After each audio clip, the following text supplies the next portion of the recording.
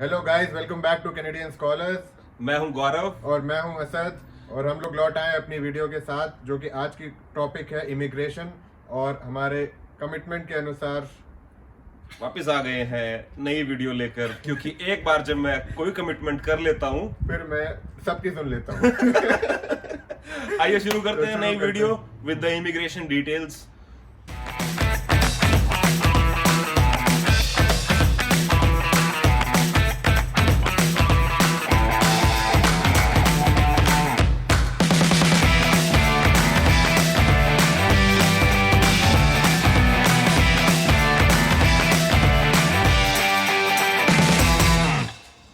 तो शुरू करते हैं video for the immigration details और एयरपोर्ट पे पहुंचने के बाद में आपको किन किन चीज़ों का ध्यान रखना है, और starting from the ticket booking of the tickets से शुरुआत करते हैं एंड कंप्लीट करेंगे कैनेडियन इमिग्रेशन को क्रॉस करने के बाद तक के लिए। आज इतना करते हैं। हाँ, आज इतना तो करते हैं। असद शुरू करो।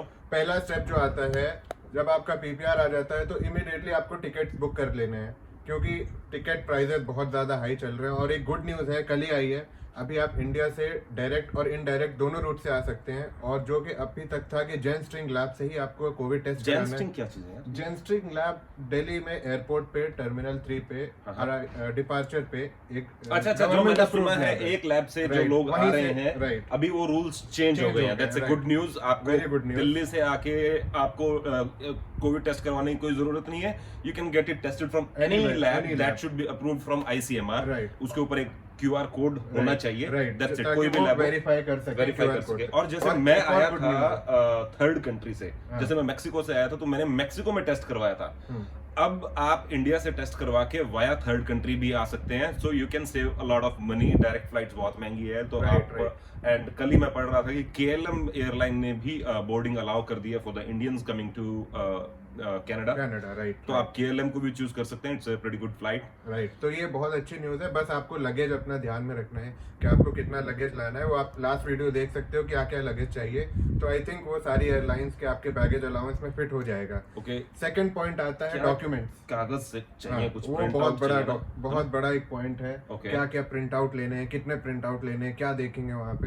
तो मैं सबसे पहले बताना चाहता हूँ, इतना परेशान होने की जरूरत नहीं है। कितना? इतने जितना लोग होते हैं, जितना मैं हुआ था। फिर मैंने तुम्हें फोन किया, मैंने कहा क्या लेना है। तुमने बोला ये 5 डॉक्यूमेंट ले ले और कुछ नहीं चाहिए। ओके। सो वो एक टेंशन फ्री हो गया। मैं एयरपोर्ट आया, मैंने बस वही 4 डॉक्यूमेंट, उसमें से भी 2 देखे उन्होंने। यार मैं ना एक पूरा बंडल लेके आया था, अभी भी रखा है मेरे पास में, पूरी मोटी फाइल है। अभी सर्दी हो रही है, उसमें हम लोग बारबेक्यू कर लेंगे। वो उसी के काम आएगा, इसलिए 4 ही प्रिंट आउट निकलवाने हैं। कौन से हैं यार? तो आपको सबसे पहले अपना LOA लेटर ऑफ एक्सेप्टेंस लेना है। आपके टिकट की कॉपी ऑब्वियसली आप लेंगे।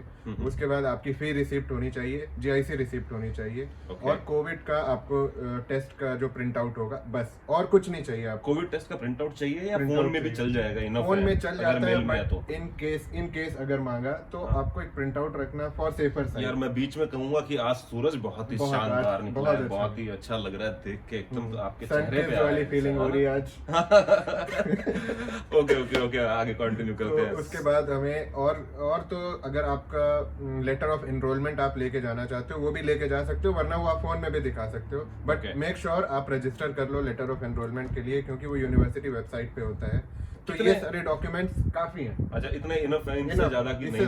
कितने घंटे पहले जाऊं मैं एयरपोर्ट पे? मैं एयरपोर्ट पे मैं आ रहा था उस टाइम पे, बहुत मेरी तो बहुत बुरी आदत है यार। मैं तो हमेशा लेट हो जाता हूँ दौड़ते हुए। आखिरी आदमी मैं ही होता हूँ, चला रहे होते हैं गौरव। तो अगर ऐसी सिचुएशन अभी के टाइम में होगी तो आप इंडिया में ही रह जाओगे, सॉरी टू से। तो इसलिए आपको एटलीस्ट 4 घंटे पहले एयरपोर्ट पहुंचना है, क्योंकि कनाडा की जो फ्लाइट्स हैं, अभी तो इनडायरेक्ट रूट्स खुल गए हैं, तो आई थिंक सिचुएशन अच्छी हो जाएगी। बट डायरेक्ट रूट्स के लिए आपको 4 घंटे पहले एटलीस्ट पहुंचना पड़ेगा। ओके। और उसमें जहाँ पे आपके चेक इन बैगेज, आप जहाँ पे बोर्डिंग पास मिलता है, वहाँ पे बहुत लंबी लाइन होती है। मेरी फ्लाइट सुबह 5 बजे की थी, मैं 12 बजे एयरपोर्ट पहुँच गया था। उसके बाद भी मुझे ऑलमोस्ट 2.5 घंटा लगा सिर्फ चेक इन बैगेज पहुंचने तक, बोर्डिंग पास कलेक्ट करने तक के लिए। तो उन्होंने ज्यादा डॉक्यूमेंट्स नहीं देखे, उन्होंने बस मेरा वीजा स्टैंप देखा, मेरा LOA देखा और कोविड रिपोर्ट देखी, और कुछ नहीं देखा उन्होंने। ऑलराइट। राइट। उसके बाद मैं गया सिक्योरिटी पे।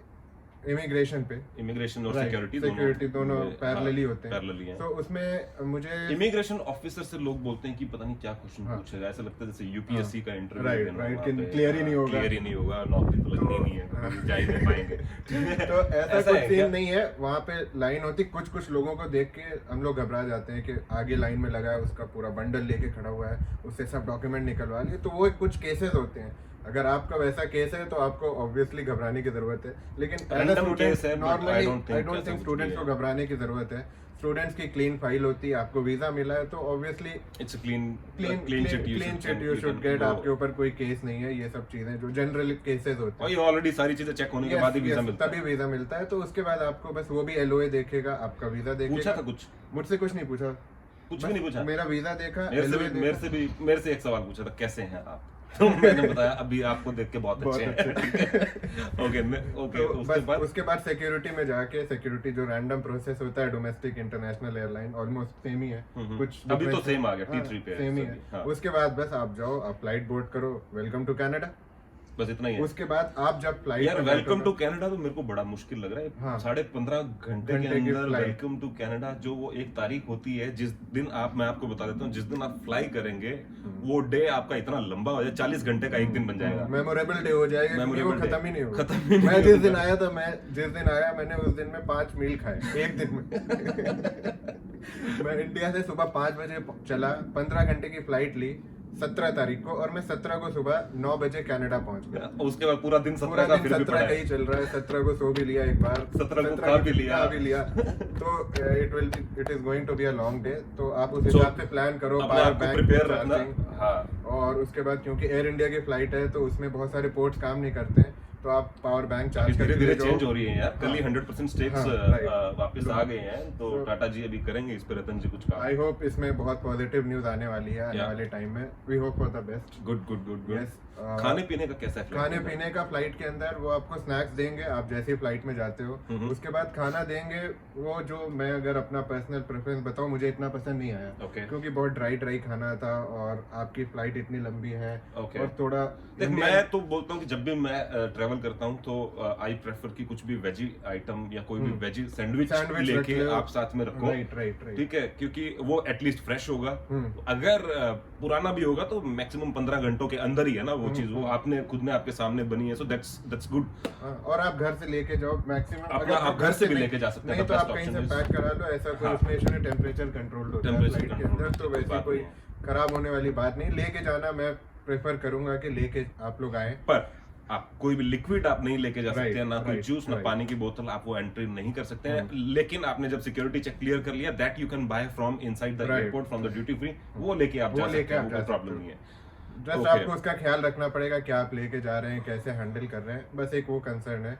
उसके बाद आप फ्लाइट में आपको बस टाइम काटना है किसी तरीके से, आप मूवीज लेके जाओ, डॉक्यूमेंट्रीज, जो भी बिंग शोज हैं आप लेके जाओ, डाउनलोड करके जाओ। यार मैं तो बोलता हूँ कि नींद की गोली लेके जाओ, खा के सो जाओ, जब उठोगे तो कनाडा आ गए, लैंड हो रहे। तो जोक्स अपार्ट, ऐसा नहीं करना है आप लोगों को। आपको बस वहाँ पे आराम से, अगर आपको नींद आ रही है, बेस्ट ऑप्शन है आप सो जाओ, उठोगे आप ऑलमोस्ट पहुंचने वाले होगे। टाइम के बारे में इतना माइंड में लेके नहीं चलना है, कंसर्न होके बस। उसके बाद keep yourself hydrated specially, right. And चलते फिरते रहना है, थोड़ा एक्टिव रहना है फ्लाइट में भी। ये सब चीजें आपको कॉमन, आप सर्च करोगे मिल जाएंगी। उसके बाद नेक्स्ट इंपॉर्टेंट स्टेप जो है, कनाडा में लैंड होने से 1 घंटे 2 घंटे पहले वो आपको एक इमिग्रेशन फॉर्म देते हैं। वो एक चेकलिस्ट होती है जिसमें आपको अपनी डिटेल्स भरनी होती हैं, आपका नाम, किस पर्पस ऑफ विजिट क्या है आपका, और क्या चीजें, कहां से आ रहे हैं, क्या चीजें लेके आ रहे हैं, इमिग्रेशन पॉलिसी, डिक्लेरेशन देनी है, सेल्फ डिक्लेरेशन है। ओके, वो तो पेन भी देते हैं? पेन तो नहीं देते, ये मतलब पेन अपना लेके आना है, अपना लेके आना है, क्योंकि कोविड प्रोटोकॉल्स भी हैं, आप शेयर नहीं कर सकते इतना। लोग करते पेन अपना पॉकेट में रख लो, पॉकेट में एक रख लो आप, पेन सेफर साइड, वो बेस्ट है। अदरवाइज इसका नेक्स्ट स्टेप क्या है, जब आप लैंड करते हो तो सेल्फ कियोस्क मशीन्स लगी होती हैं, ऑटोमेटेड मशीन। वहाँ पे इमिग्रेशन एजेंट्स खड़े होंगे, वो आपको बोलेंगे आप उस मशीन पे जाके अपना पासपोर्ट स्कैन करो, तेरा हुआ नहीं, मेरा पासपोर्ट स्कैन नहीं और हुआ, तेरे तो को मैं आगे सबको पसीने। भी ये बोलूंगा कि पासपोर्ट स्कैन नहीं करना, वो एक आपका शॉर्टकट हो जाएगा। तो आप डायरेक्टली जाके आप बोलो मेरा तो पासपोर्ट काम नहीं कर रहा है मशीन पे, ओके। डायरेक्ट जाके आप वो फॉर्म फिल कर लेना फ्लाइट में और डायरेक्ट जाके लाइन में लग नहीं जाओ नहीं यार, immigration थोड़ा के लिए। स्कैन भी करो, थोड़ा मशीन को चला के देखो, पहली बार आ रहे हो, नई टेक्नोलॉजी यहाँ पे देखिए, मैंने और किसी एयरपोर्ट पे नहीं देखी है। हाँ ये मैंने भी नहीं ठीक है? देखी है, अभी हाँ, हर जगह हर जगह इम्प्लीमेंट हो रही है, no contact. You should try this one, एक बार ट्राई करना बनता है, अगर नहीं हो रहा है then you can go for the paper one. मैंने शॉर्टकट आप लोगों को बता दिया है, ओके, वो बस अंदर की बात अंदर की बात है। ओके। और उसके बाद आप इमिग्रेशन वाले ने मुझसे बस आप मेरा LOA देखा, मेरा वीजा देखा, पर्पस ऑफ क्या पर्पस है मेरा आने का, मैंने Arrive बोला can देखा? हाँ राइट अराइव कैन देखा होगा ना? इम्पोर्टेंट पॉइंट जो मैंने मिस किया है स्टार्टिंग में, दिल्ली एयरपोर्ट पे भी अराइव कैन आप देखा था मेरा, अराइव कैन में आपका ओके आना चाहिए, सारे डॉक्यूमेंट सबमिटेड होना चाहिए। ओके, आपको वैक्सीन सर्टिफिकेट डालने होते हैं क्या उसमें? उसमें डालने, उसमें नहीं डालने थे, बस डेट डालनी बस होती है। डेट डालनी है, आपने कब वैक्सीनेशन करवाया है, कौन सा वैक्सीनेशन लिया है, बस ओके, और कुछ उसमें नहीं डालना अराइव था। कैन बाकी 72 आवर्स बिफोर आप फिल कर सकते हैं, इसमें कोई जल्दी की बात नहीं है। और अराइव कैन ऐसा कुछ बहुत बड़ा चीज नहीं है कि जिसके अंदर किसी से कोई अप्रूवल होगा या कुछ भी, it's a very simple platform, आपको जाके अपनी डिटेल्स डालनी है एंड दैट्स इट। तो अराइव कैन आपका दिल्ली में भी देखेंगे और आपका यहाँ पे भी देखेंगे, जो भी आप एयरपोर्ट पे आ रहे हैं, वेदर इट इज टोरंटो और वैंकूवर, सब जगह पे वो देखेंगे। Arrive can is mandatory, right ठीक है, क्योंकि ओके उसमें आपने सारी डिटेल्स डाली होती है, वो इजी है, 5-10 मिनट का काम है। ओके। उसके बाद कैनेडियन इमिग्रेशन इमिग्रेशन वाला ऑफिसर ने कुछ पूछा है ऐसा कुछ? LOA देखा मेरा, उसके बाद मुझसे पूछा कि आपका पर्पस क्या है विजिट क्या बोले, कैनबिस लेके आए हो? और पूछते हैं आप कैनबिस लेके आए हो क्या? मैंने बोला मैं लेके क्यों आऊंगा, हलवाई की दुकान में मिठाई लेके थोड़ी जाऊंगा। तो ओके, मैंने बोला no I am not carrying anything और everything is as per immigration laws. तो उसने मेरा बस पासपोर्ट देखा, स्टैंप लगाया और बोला जाके अपना स्टडी परमिट ले लो और लगेज कलेक्ट कर लो। ओके। अभी यहाँ पे भी एक कैच है ना? कैच है। हाँ। जब मैं गया लगेज लेने, मुझे लगा लगेज में अभी टाइम लगेगा, तो मैं जाके पहले अपनी स्टडी परमिट ले लेता हूँ। ओके। तो स्टडी परमिट का एक ऑफिस है, उसके बाहर एक उनका असिस्टेंट खड़ा रहता है। तो उसने मुझे बोला आप पहले लगेज कलेक्ट करके आओ। मैं लगेज कलेक्ट करके अपनी ट्रॉली लेके गया, तो उसने बोला लगेज अभी उधर रख के आओ फिर लेके आओ। तो मुझे लगा लगेज कलेक्ट ही क्यों किया, मैंने बाद में कर सकते हैं। मैं पहले जाके स्टडी परमिट लेता, लगेज लेके बाहर निकल जाता। तो यहाँ पे आप जब वो आपसे पूछे तो आप बोल दो हाँ मैंने लगेज कलेक्ट कर लिया, वो देखो मेरा लगेज रखा है। ये एक शॉर्टकट है, आप डायरेक्ट जाके स्टडी परमिट, क्योंकि वहाँ लंबी लाइन लग जाती है, 500 लोग आ रहे हैं एक बार, almost 90% student. So I don't think आपको वहाँ पे इतना पैनिक करने की कोई जरूरत नहीं है। जो बोल रहा है आपको थोड़ा थोड़ा इंस्ट्रक्शंस को फॉलो कीजिए। लगेज आप ले भी सकते हैं, नहीं भी ले सकते हैं, it's all up to you. Right, ठीक है, ऐसा कोई मैंडेटरी नहीं है कि आपको लेना ही लेना है पहले, और ऐसा कोई मैंडेटरी नहीं है कि आपको बाद में लेना है। आप पहले भी ले सकते हैं, बाद में भी ले सकते हैं। स्टडी परमिट के अंदर सबसे बड़ा क्वेश्चन जो आज तक मैंने सुना है, स्टडी परमिट पे जो ऑफिसर बैठा है वो बहुत से क्वेश्चन पूछता है, बहुत से डॉक्यूमेंट्स देखता है, मे भी स्टडी परमिट दे भी ना। मैंने इवन ये सुना है कि लोग वापस चले गए हैं, मतलब फ्लाइट से। ये क्या है ये सब? इसके अंदर कितनी, मतलब इसमें सच्चाई कितनी है? ये मिथ और फैक्ट्स, ये मैं बताना चाहता हूँ आप लोगों को, सच का सामना भी। और वेलकम मूवी देखी होगी सबने, ये राज भी उसी के साथ चला गया जो वापस इंडिया चला गया। Okay. तो ऐसा कुछ नहीं होता है। इमिग्रेशन जब आप स्टडी परमिट लेने जाते हैं, वो आपसे आपका PPR जो लास्ट में मेल आता है CIC की वेबसाइट पे, उसका ये एक कॉपी और आपका पासपोर्ट बोलेगा ये आप हाथ में लेके रखो।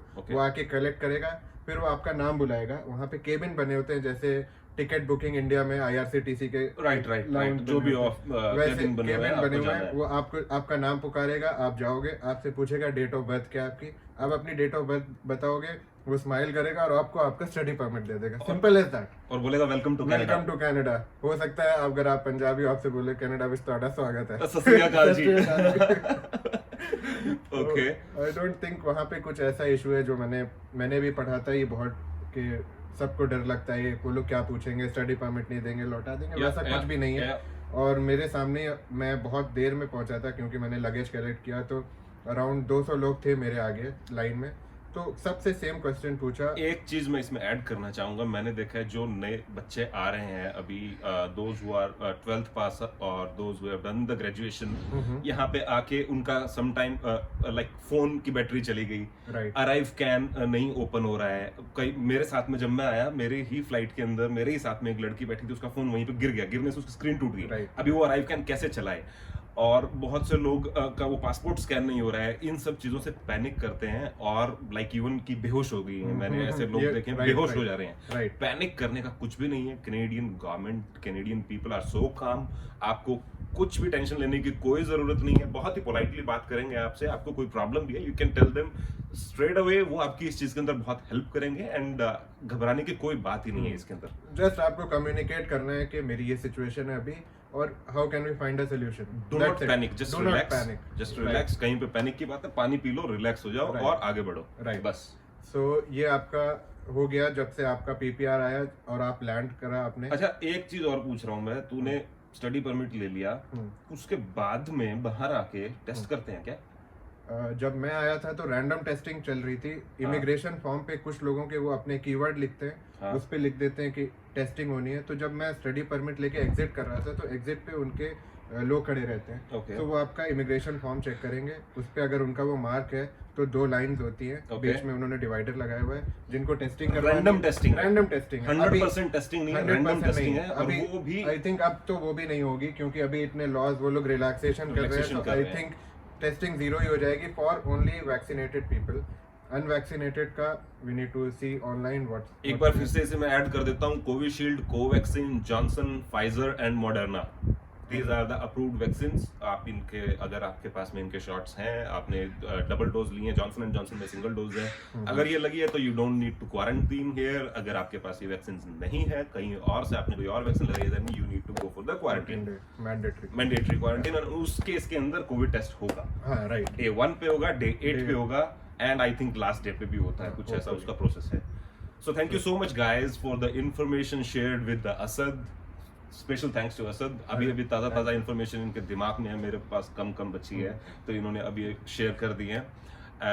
नेक्स्ट वीडियो में हम लोग क्या क्या आपको एयरपोर्ट से निकलने के बाद क्या क्या डॉक्यूमेंट चाहिए, कैसे बनवाने चाहिए। मुझे तो लगता है कि बाहर निकलते ही सबसे पहले चाहिए पैसे तो इंडिया से लेके आने चाहिए मुझे लगता है। यार कितने लेके आऊंगा? हाँ, वो भी लिमिटेड क्वांटिटी में, उसमें भी इमिग्रेशन लॉज हैं, आप कितने ला सकते हो। पैसे पहले खर्च कर दिए यार, इतने पहले पैसे फीसें भर दी, उसके बाद तो कह रहा और लेके आओ। इनको भी तो दिए हैं यहाँ पे जीआईसी के लिए, वो देंगे ना, ज्यादा मत लेके आना यार। तो वो सब चीजें हम लोग नेक्स्ट वीडियो में डिस्कस करते हैं। आपको क्या क्या डॉक्यूमेंट्स चाहिए, बैंक कैसे जाना है, सिम कैसे लेना है, उसमें भी शॉर्टकट्स हैं क्योंकि लोग बहुत लंबी लाइन में लगे रहते हैं, सो वो कैसे अवॉइड करना है। Right, we'll get to see all this in the next video, so stay tuned and let us know in the comments क्या क्या आप लोगों को और डाउट्स हैं, क्या क्या चीज़ें क्लियर करनी है। so we'll come back with those videos and we can answer you in the comments also. Thank you so much guys. Do like, subscribe and share। मिलते हैं नेक्स्ट वीडियो में असद के साथ। Thank you.